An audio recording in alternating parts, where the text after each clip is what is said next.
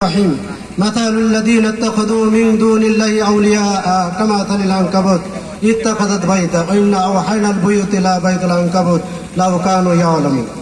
সাদাকুল আজিম শহীদি কাফেলা বাংলাদেশ জামাত ইসলামী মানিকগঞ্জ জেলার সদর থানার বারারি ইউনিয়ন কর্তৃক আয়োজিত আজকের এই কর্মী সম্মেলনে উপস্থিত আছেন ঢাকার উত্তর অঞ্চলের টিম সদস্য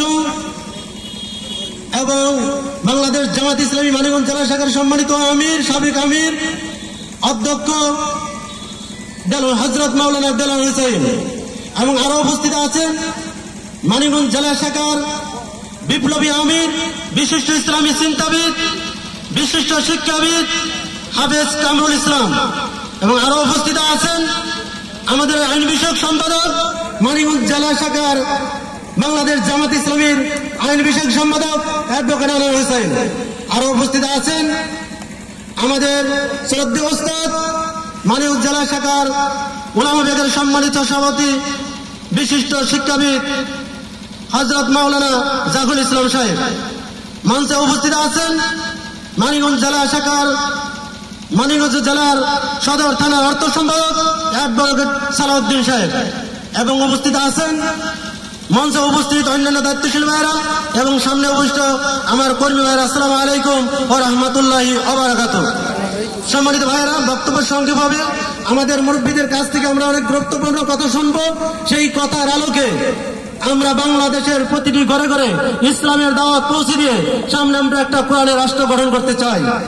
সম্মানিত ভাইরা, আল্লাহর বক্তব্য হচ্ছে যারা আমাকে বাদ দিয়ে অন্য কাউকে আইনদাতা বিধানদাতা অন্য কাউকে পৃষ্ঠপোষক রব এবং অন্য কাউকে সাহায্যকারী এবং সর্বময় ক্ষমতার অধিকারী যারা মনে করবে আল্লাহ রাব্বুল আলামিনের বক্তব্য হচ্ছে তারা হচ্ছে মাকরুসার ঘর এবং সেই মাকরুসার ঘর হচ্ছে সর্বোচ্চ দুর্বল। সম্মানিত ভাইরা, যারা দীর্ঘ 16 বছর 17টি বছর আমাদেরকে কথা বলতে দেওয়া হয় নাই, মুখকে তালা দেওয়া হয়েছে, হাতে আমাদের হ্যান্ডকাপ এবং পায়ে ডান্ডা বিড়ি যারা আমাদেরকে পরে আমাদেরকে নারায়ে তাকবীর এবং কোরআনের কথাগুলো আমরা মসজিদ থেকে আমাদের রাস্তা পর্যন্ত আমাদের কোথাও দিতে দেয় নাই। সম্মানিত ভাইয়েরা, আজকে রব্বুল আলামিন তাদেরকে মাকরুসার ঘরের মতো আজকে ফুৎকার দিয়ে আজকে দিল্লিতে পৌঁছে দিয়েছে। সম্মানিত ভাইয়েরা, এই কথাটাই কোরআনের শরীফে আল্লাহ রাব্বুল আলামিন সূরা ইব্রাহিমের মধ্যে 13 নম্বর আয়াতে আল্লাহ বলেছেন, ও ক্বালাল্লাযীনা কাফারু লিরুসুলিহিম লা নুখরিজান্নাকুম মিন আরদিনা আও লা তাউদুন্না ফি মিল্লাতিনা ফাওহা ইলাইহিম রাব্বুহুম লা নাহলাকুন্না যালিমিন। আল্লাহ রাব্বুল আলামিনের বক্তব্য হচ্ছে যারা আমার রাসূলকে এই সমাজ থেকে এই রাষ্ট্র থেকে বিদায় করার জন্য চেয়েছিল এবং তাদেরকে বলেছিল যে হয় তোমরা আমাদেরকে মিল্লাতের দিকে আসতে হবে, আমাদের আইনের দিকে ফিরে আসতে হবে, আর তাহলে তোমাদেরকে এই সমাজ থেকে বের করে দেওয়া হবে। সম্মানিত উপস্থিতি, আল্লাহ রাব্বুল আলামিনের এই আয়াত নাযিল করে জানিয়ে দেওয়া হলো যে আমি কাফিরদেরকে অবশ্যই ধ্বংস করে দিই এবং ধ্বংস করে শুধু দেওয়া হবে না, ওয়ালা নুসকিনান্নাকুম আরদা মিন বাদিহিম যালিকা লিমান খাফা মাকামা খাফাই। আল্লাহ রাব্বুল আলামিনের বক্তব্য হচ্ছে যারা আমার প্রতি ঈমান আনবে তাদেরকে এই সমাজে প্রতিষ্ঠিত করব। সম্মানিত ভাইয়েরা, দীর্ঘ 17 বছর আমরা আল্লাহর উপরে তাওয়াক্কুল করে জেলখানে গিয়েছি, আমাদের হ্যান্ডকাপ করা হয়েছে, আমাদের শ্রেষ্ঠ সন্তানকে ডান্ডা বেরি পরে আমাদেরকে আইনের মাধ্যমে আদালতের মাধ্যমে হাজির করা হয়েছে এবং আমাদের নেতৃবৃন্দকে ফাঁসির কাস্টে ঝুলে এবং সর্বশেষ 5 আগস্টের 2001 আগস্ট মাসের 1 আগস্টে আমাদেরকে নিষিদ্ধ ঘোষণা করার মাধ্যমে এরা চেষ্টা করেছিল আমাদেরকে নির্মূল করার জন্য।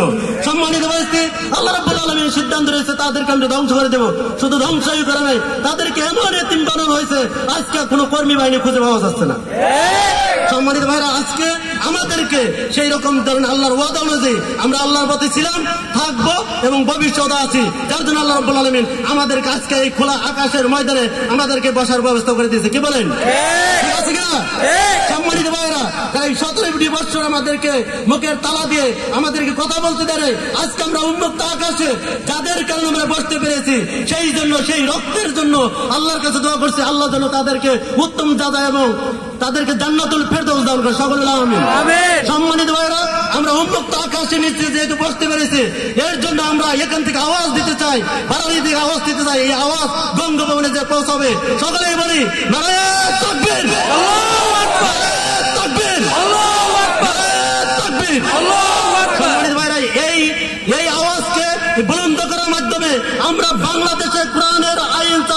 চাই? কি বলেন? আইন যদি চালু করতে চাই আমাদের কি করতে? মুসলিম হতে হবে। কি হতে হবে? মুসলিম হতে হবে। আর মুসলিমদের মানে হচ্ছে লা ইলাহা ইল্লাল্লাহু মুহাম্মদ রাসূলুল্লাহ সাল্লাল্লাহু আলাইহি সাল্লাম। আল্লাহর আইন ছাড়া আর কিছুই মানব না, আর রাসূলের আদর্শ ছাড়া আর কিছুই মানব না। ভাইরা, আল্লাহর আইন যদি চাই, রাসূলের আদর্শ যদি চাই, তাহলে قل إن كنتم تحبون الله فاتبعوني يحببكم الله ويغفر لكم ذنوبكم والله غفور رحيم। আল্লাহ রাব্বুল আলামিন বক্তব্য হচ্ছে, যদি তারা আমার প্রতি মানে এবং আমার যদি ভালোবাসা চায়, তাহলে আমার রসুলকে যেন তারা অনুসরণ করে। আর রসুলকে অনুসরণ করলেই আমি তাদেরকে ভালোবাসবো এবং তাদেরকে গুনাহ থেকে ক্ষমা করে দেব। সম্মানিত ভাইরা, তাহলে আমরা কি করতে চাই? আমরা রসুলকে অনুসরণ করতে চাই। কি করতে চাই? রসুলকে অনুসরণ করতে চাই। আর রসুলকে অনুসরণ যারা করবে তারা এই জমিনে কি করতে? একটা সংগঠন করতে হবে। কি করতে হবে? সংগঠন করতে হবে। এর জন্য আল্লাহ রাব্বুল আলামিনের বক্তব্য আছে, ইয়া আল্লাযীনা আমানু তাকুল্লাহ হাক্কা তুকাতিহি ওয়া লা তামুতুন্না ইল্লা ওয়া আনতুম মুসলিমুন। যে ইমানদারগণ, তোমরা আমাকে ভয় করো আর তোমাদের একটাই চেষ্টা থাকতে হবে, সেটা মুসলমান না হয়ে কবরে আসা যাবে না। আর সেই মুসলমান হতে গেলে আল্লাহ রাব্বুল আলামিনের বক্তব্য আছে, ওয়া তাসমি বিহাবলিল্লাহি জামিআ ওয়া লা তাফাররাকু। আল্লাহ বলছে, তোমরা আমার কোরআনকে ঐক্যবদ্ধভাবে ধরো এবং এখানে বিচ্ছিন্ন হওয়ার কোনো সুযোগ নাই। সম্মানিত ভাইরা, আমরা কোরআনকে ঐক্যবদ্ধভাবে ধরবো, আমরা বিচ্ছিন্ন হব না। কি বলেন? আমরা ঠিক আছে? আমরা কোরআনকে ঐক্যবদ্ধভাবে ধরবো এবং আমরা বিচ্ছিন্ন হব না। এই কোরআনকে যদি আমরা ঐক্যবদ্ধ ধরতে চাই, তাহলে একটা সংগঠন করতে হবে। এর জন্য আল্লাহ রাব্বুল আলামিন বলছেন, আল্লাহ রাব্বুল আলামিন বলছে, ওয়ালা তাকুম মিনকুম উম্মাতুন ইয়াদউনা ইলাল খায়র ওয়া ইয়া'মুরুনা বিল মা'রুফ ওয়া ইয়ানহাউনা আনিল মুনকার। তোমাদের মধ্যে একটা দল থাকবে, সে দলটা সৎ কাজের আদেশ করবে, অসৎ কাজের নিষেধ করবে, আর তারাই হচ্ছে সফল কাম। অতএব সম্মানিত ভাইরা, একটা দল ছাড়া সৎ কাজের আদেশ করার কোনো সুযোগ নাই এবং অসৎ কাজ থেকে নিষেধ করার কোনো সুযোগ নাই। সম্মানিত ভাইরা, সৎ কাজের আদেশ, এই নামাজ কায়েম হোক, কে কে চান? হায়ালাস সালাহ হায়ালাল ফালাহ বলার সাথে সাথে সকলে